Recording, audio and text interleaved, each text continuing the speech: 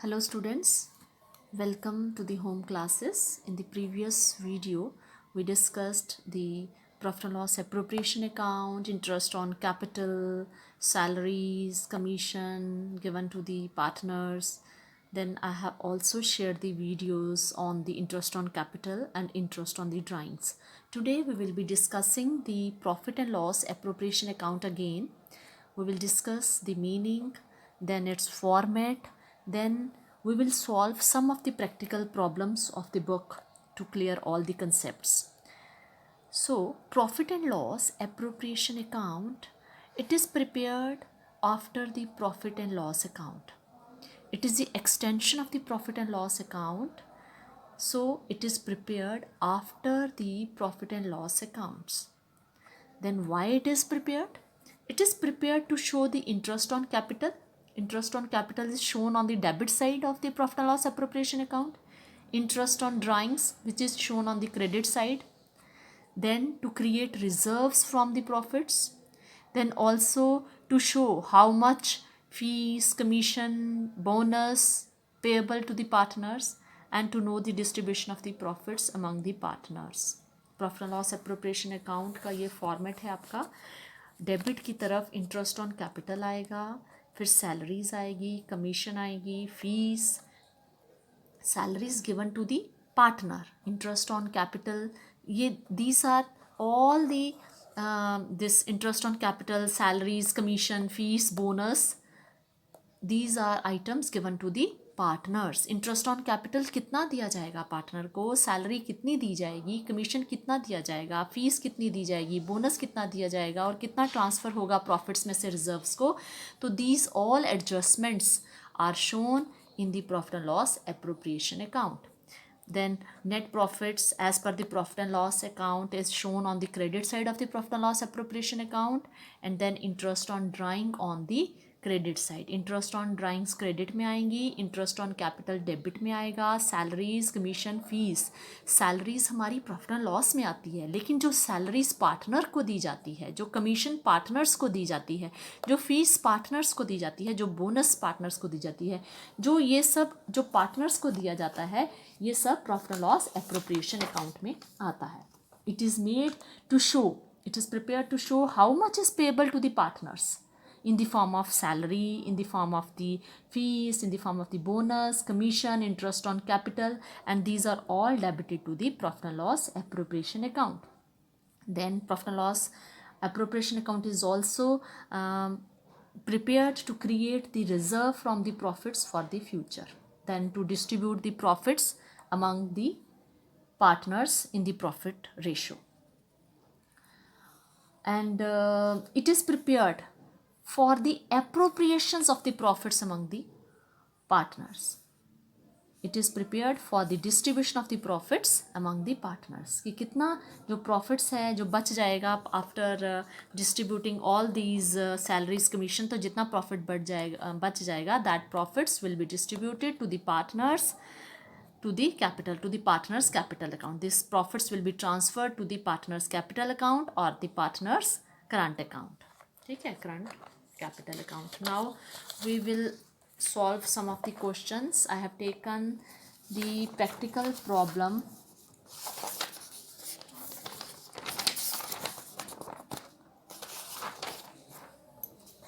I have taken the practical problem 38, distribution of profits. I have taken the practical problem of your book, profit and loss appropriation account. L, M, N were the partners in the firm, sharing profits in the ratio of 3:4:5. तो profits किस ratio में share होंगे, 3:4:5. Their fixed capitals were L 4 lakhs, M 5 lakhs and 6 lakhs respectively. The partnership deed provide the following. Interest on capital is 6% per annum. Salaries is 30,000 per annum. साल की है 2N. N को मिलेगी खाली. Interest on partners drawings will be charge 12% per annum. यहाँ पर एक point it is not given कि when these drawings have been withdrawn, when the money have been withdrawn, the date of the withdrawn of the amount has not been given. जो आपकी drawings का पैसा जो withdraw किया है partners ने, उसकी डेट नहीं दी गई है, तो इस पर जो हम रेट लगाएंगे 12% पर एनम, और जो मंथ्स हम 6/12 करेंगे. During the year ended 31st March 2017, the firm earned a profit of rupees 2,70,000. L withdrew 10,000 on 1st April. Oh, यहाँ पे दिया है date, sorry, date is given, so we will take accordingly. During the year ended 31st March 2017, the firm earned the profit of 2,70,000. L withdrew 10,000 on 1st April. M withdrew 12,000 on 30th September. And N withdrew 15,000 on 31st December. Prepare the profit and loss appropriation account. तो हमने profit and loss appropriation account बनाना है. Let us start. Profit and loss appropriation account. सबसे पहले हम profit लेंगे. हमारे पास पहले profit हम लेंगे, क्रेडिट में प्रॉफिट्स लेंगे. प्रॉफिट्स थे हमारे पास 2,70,000 प्रॉफिट्स थे. फिर हमें लेना है interest on capital. Interest on capital, interest on capital कितना है? Interest on capital is 6% per annum, और कैपिटल है, कैपिटल 4 लाख, 5 लाख, 6 लाख. तो एल का जो हमारा कैपिटल आ जाएगा, एल का, एम का, एन का, ठीक है. तो हमारा इंटरेस्ट ऑन कैपिटल इज 6%, तो इंटरेस्ट ऑन कैपिटल हमारा आ जाएगा 24,000, 30,000 एंड 36,000.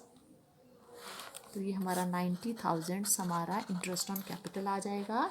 रेट है आपका 6% रेट है, तो 4 लाख पे अगर आप 6% निकालेंगे, और 5 लाख पे अगर आप 6% निकालेंगे, और 6 लाख पे अगर आप 6% निकालेंगे, तो ये हमारा आ जाएगा. This is 6% on 4 lakh, 6% on 5 lakh and 6% on 6 lakh.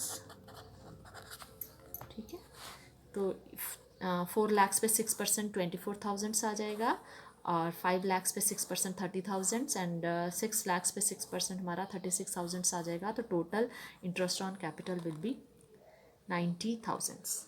Now next is an की सैलरी है. यहाँ पर सैलरी 30,000 है एन की, तो 30,000 हम ले लेंगे. 30,000 to salary to N, N की हमारी सैलरी भी 30,000 आ जाएगी. उसके बाद हमारा इंटरेस्ट ऑन ड्राइंग्स है, बाय इंटरेस्ट ऑन ड्राइंग्स. तो इंटरेस्ट ऑन ड्राइंग्स आप देख लो, यहाँ पर रेट दिया है. इंटरेस्ट ऑन ड्राइंग्स है हमारा 12%, और जो एल ने विदड्रॉ किया है 10,000, एल ने किया है 10,000, I will show you later. M ने कितना किया है 12,000, और एन ने किया है 15,000. Rate is 12%. और हमें मंथ्स कितने लेने हैं? मंथ्स लेने हैं, एल ने with at the start of the year ही 1 अप्रैल को लिया, तो फुल मंथ का आएगा. एम ने विड्रू किया है सितंबर में, तो अक्टूबर, नवंबर, दिसंबर, जनवरी, फरवरी, मार्च 6 मंथ्स का आएगा. और एन ने विड्रू किया है ऑन 31st ऑफ दिसंबर, तो 3 महीने के लिए ड्राइंग्स आएंगी. ठीक है. तो यहाँ पर हमारा 10,000 उसने एल ने विड्रॉ किया है, 12%, और फुल ईयर का आ जाएगा. ठीक है, फुल ईयर का आ जाएगा. और एम ने विड्रू किया है 12,000, 12%, और 6 मंथ्स के लिए, और 15,000 इंटू 12% इंटू 3 मंथ्स के लिए. इसने 3 मंथ्स के लिए, इसने 6 महीने के लिए, इसका फुल ईयर आ जाएगा. तो ड्राइंग्स हमारी बनेगी 1200 और 720 और 450. तो ये हम टोटल करके बाहर ले लेंगे. ये हमारा सब अंदर आएगा, तो हम टोटल करके बाहर ले लेंगे 2370. ये हमारी ड्राइंग्स आ जाएंगी बाय इंटरेस्ट ऑन ड्राइंग्स 2370. तो अब इसको ऐड कर लीजिए, इसको ऐड कर लेंगे. तो 2,72,370 तो बैलेंसिंग क्या आएगा, हमारा प्रॉफिट्स क्या आएगा, यहाँ पर जो हमारा टोटल है 2,72,370 और 90,000 निकालेंगे जो इंटरेस्ट ऑन कैपिटल है, और जो सैलरी है 30,000 जब हम निकालेंगे तो हमारा जो प्रॉफिट्स बचेगा वो हमारा बचेगा 1,52,370 ये हमारा आ जाएगा प्रॉफिट्स जो बचेगा, जो हमें डिवाइड करना है, जो हमें डिस्ट्रीब्यूट करना है पार्टनर्स में। किस किस को देना है, एल को देना है, एम को देना है, एन को देना है। और रेशो क्या दी हुई है, 3:4:5। ये रेशो दी हुई है 3:4:5, 0.12 12 12। तो इसको जब हम डिवाइड कर लेंगे तो ये हमारा इस तरह से हमारा ये क्वेश्चन हो जाएगा। तो I hope you have understood this concept. किस तरह से हमें इंटरेस्ट ऑन कैपिटल देना है, इंटरेस्ट ऑन ड्राइंग्स देना है, उसके बाद इंटरेस्ट ऑन ड्राइंग्स क्रेडिट में आएगा, इंटरेस्ट ऑन कैपिटल हमारा डेबिट में आएगा, सैलरीज देना है तो हमें डेबिट में आएगा, और कमीशन इसमें क्वेश्चन में नहीं है, बोनस इस क्वेश्चन में नहीं है।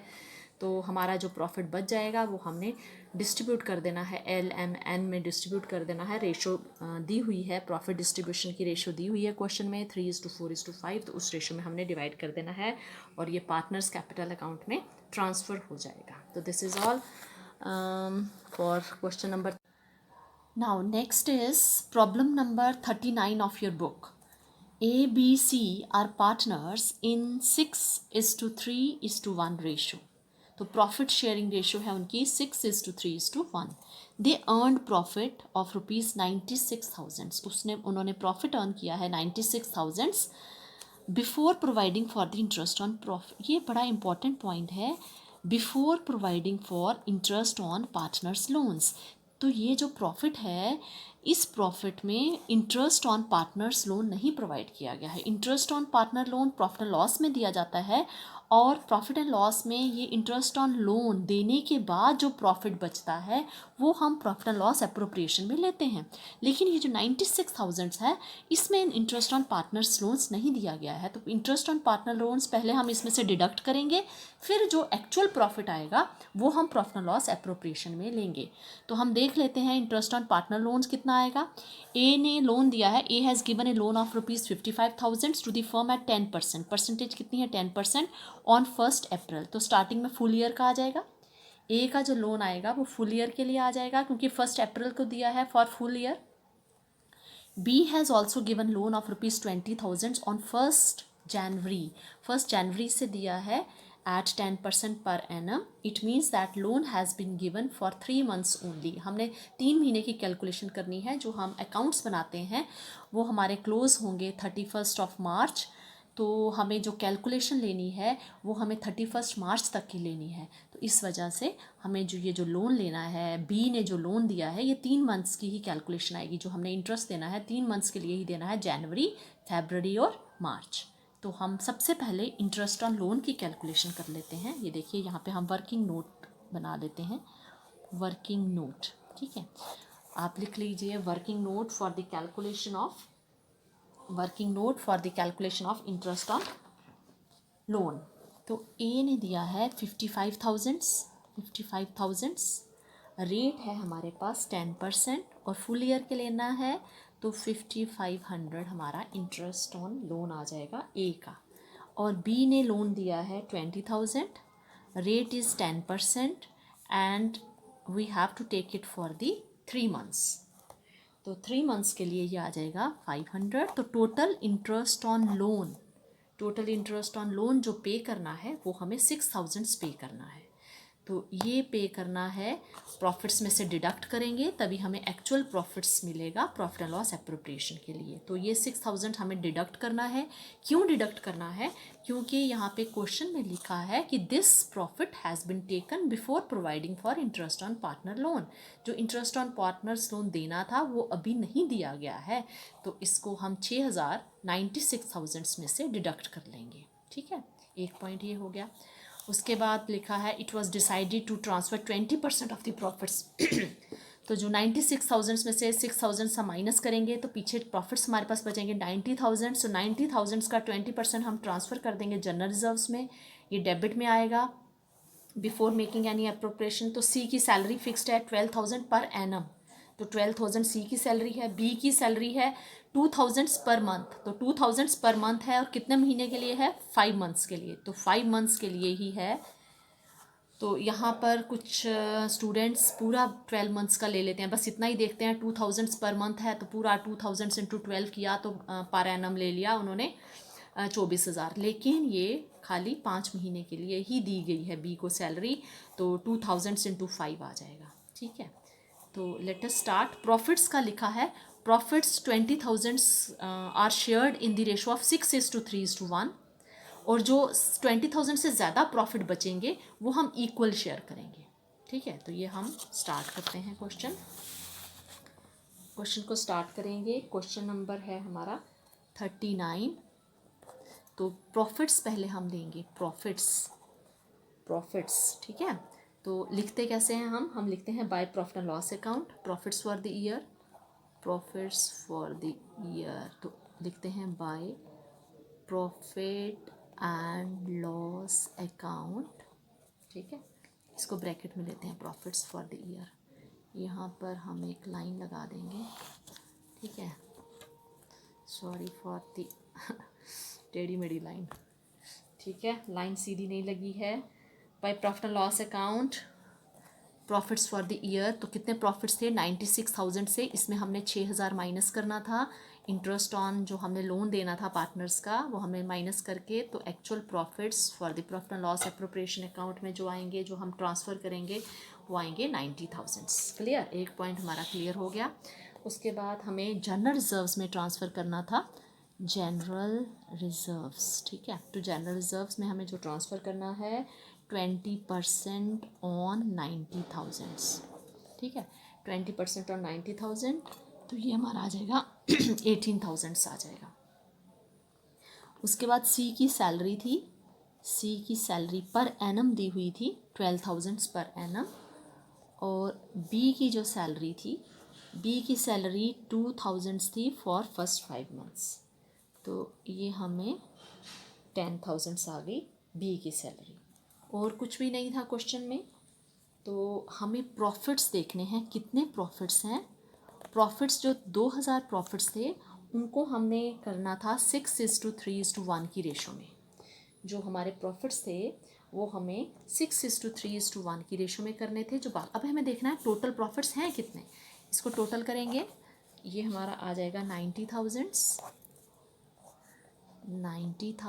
तो 90,000 में से 18,000 को माइनस करके, 12,000 को माइनस करके, 10,000 को माइनस करके, तो पीछे हमारे पास जो प्रॉफिट्स बचेंगे वो हमारे पास प्रॉफिट्स बचेंगे 50,000।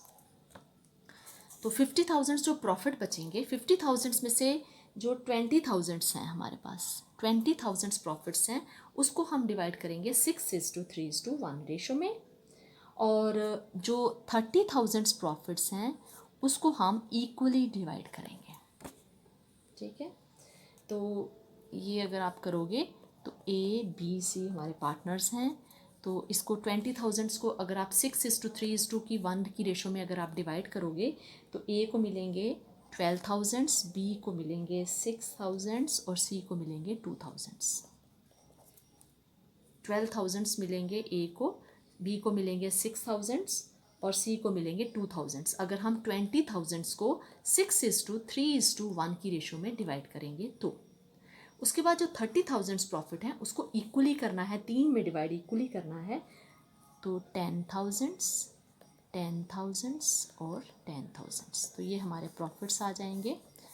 ए को प्रॉफिट्स हमारे आ जाएंगे 22,000, बी के हमारे प्रॉफिट्स आ जाएंगे 16,000 और सी के हमारे आ जाएंगे 12,000। तो ये टोटल हमारे प्रॉफिट्स 50,000 का इस तरह से हमने डिस्ट्रीब्यूट करना है, क्योंकि ये क्वेश्चन में दिया हुआ था हमारे पास कि प्रॉफिट्स 20,000 को हमने 6:3:1 रेशो में डिवाइड कर दो, और जो 20,000 से जितने ज़्यादा प्रॉफिट्स होंगे, मतलब जितना टोटल प्रॉफिट्स होगा उसमें से 20% आप 6:3:1 रेशो में डिवाइड करने हैं, और जो प्रॉफिट बचेंगे बाकी उनको हमने इक्वली शेयर करना है पार्टनर्स में। तो टोटल प्रॉफिट्स हमारे पास जो आए थे वो थे 50,000, तो उसमें हमने 20,000 6:3:1 रेशो में डिवाइड कर दिया और 30,000 हमने इक्वली डिवाइड कर दिया। इस तरह से हमारा ये क्वेश्चन पार्टनर्स को ये मिल जाएगा 22,000 to A, 16,000 to B and 12,000 to C. तो this way we have distributed the profits among the partners. I hope you have understood this concept.